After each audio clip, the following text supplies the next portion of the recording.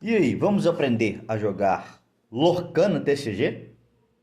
Para começar, cada jogador vai precisar de um deck de 60 cartas de até duas cores, um contador de lore, um playmat que tem um contador de lore e alguns marcadores de dano e de lore se você for jogar com mais de uma pessoa.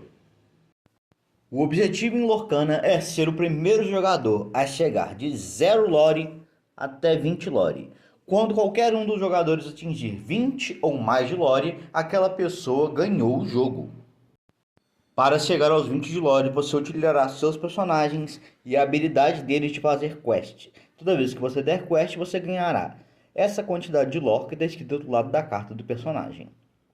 Agora vamos conhecer os tipos de carta que tem em Lorcana. O primeiro tipo de carta que temos são os personagens. Os personagens têm um custo e esse negócio em volta do custo indica se a carta pode se tornar uma mana ou não. A gente tem um nome e o tipo do nome do personagem, porque temos várias variações de personagens ao longo do jogo. Esse símbolo aqui com 6 de espinhos é o poder da criatura, o quanto que ela causa de dano. E o escudo é o quanto de resistência que ela tem. Se a resistência do personagem chegar a 0 ou menos 1, você perde aquele personagem e ele vai embora. A gente tem os tipos de personagem. É muito importante para alguns tipos de deck, inclusive para esse deck do Hércules. Aqui embaixo nós temos as habilidades dos personagens. Se a carta tiver em texto em negrito, significa que é uma palavra-chave, como Bodyguard e Resiste. Do lado direito inferior, nós temos a quantidade de lore que aquele personagem gera de uma vez só quando ele vai fazer uma quest. O segundo tipo de carta que temos são as cartas de item.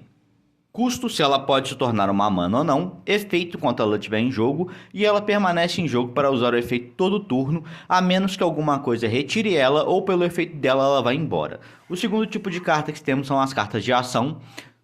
Custo, se ela pode se tornar uma mana. E efeito, jogou a ação, você descarta ela.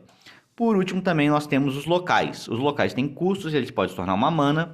Quanto custa para mover um personagem para cá e a resistência do local. Sim, você pode atacar locais do oponente para tirá-lo de jogo. Embaixo nós temos o efeito que geralmente acontece quando temos um personagem aqui ou não. Por último nós temos as cartas de canção. As canções ela têm custo, indica se ela pode ou não ser uma mana também, mas elas têm uma habilidade muito importante, que é a habilidade de cantar. Desde que você vire uma quantidade de personagens com custo igual ao da canção, você consegue cantar a canção de graça. Você apenas exaure seus personagens, realiza o efeito de graça e não precisa pagar pela canção. Esta canção, por exemplo, tem Sing Together, 8. Desde que eu vire um número de personagens com custo 8 ou mais, eu consigo cantar essa canção de graça da minha mão. Bom, e como funciona a preparação do jogo? Você irá embaralhar seu deck e irá comprar 7 cartas do topo do seu deck para adicionar à sua mão. Lembrando que você pode fazer um pequeno mulligan. Como funciona o mulligan do Disney? Você escolhe até quantas cartas você quiser devolver para o fundo do seu deck, compra a mesma quantidade de cartas que você devolveu e aí você embaralha seu deck novamente. Como funciona o turno de Lorcana? A primeira coisa que você faz durante o seu turno, exceto pelo primeiro turno do primeiro jogador, é comprar a carta do topo do seu deck e adicionar à sua mão. Depois disso, você tem vários tipos de ações que você pode fazer. Sendo uma das mais comuns e importantes do deck, é colocar uma carta da sua mão na sua tinta, que é a mana do jogo. As cartas que podem virar tinta são as cartas que têm esse símbolo do lado do número dela. Se essa carta tiver esse símbolo lá do número, ela pode virar uma mana. Então você revela para o oponente a carta que você quer colocar como mana, vira e ela vira uma mana. Depois você pode pagar quantas manas você quiser, desde que o custo seja igual ao número de manas, e jogar um personagem. O personagem ele entra enjoado, ou seja, ele não pode dar quest nem atacar personagens do turno que ele entrou. Porém, ele pode ativar habilidades de virar desde que ele tenha. Começando o turno novamente, compramos uma carta. Colocamos uma carta na nossa Wink, que é a nossa tinta, e pagamos para poder jogar outro personagem para poder começar a desenvolver o nosso board. Com o personagem já em jogo, a gente consegue fazer algumas coisas muito importantes no jogo, que é, por exemplo, com um personagem que já está em jogo, a gente pode virar ele para dar quest e ganhar a quantidade de lore que está do lado da carta. Ou a gente também pode virar o personagem que a gente tem em jogo e atacar personagens que já estejam virados também. Personagens em pés não podem ser atacados. Vire seu personagem e declare o ataque. Como funciona o combate de Lorcana? Primeiramente, o oponente tem que ter um personagem virado para podermos atacar.